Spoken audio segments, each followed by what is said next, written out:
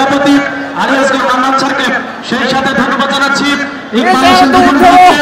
ধন্যবাদ জানাচ্ছি আজকের আমাদের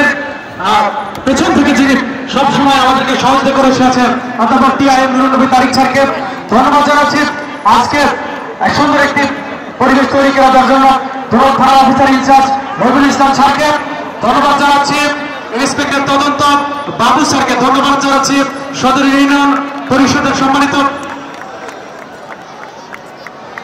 দুঃখিত,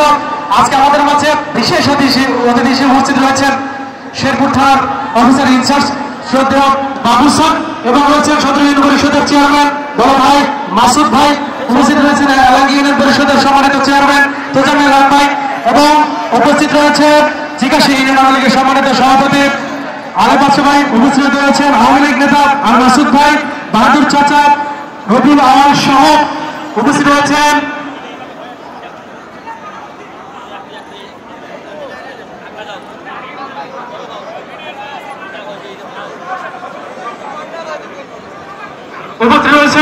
আমার ফুফা শ্রদ্ধেয় ভিপি সাইফুল ইসলাম এবং আরো উপস্থিত রয়েছেন আওয়ামী লীগের অন্যান্য নেতৃবৃন্দ, উপস্থিত রয়েছেন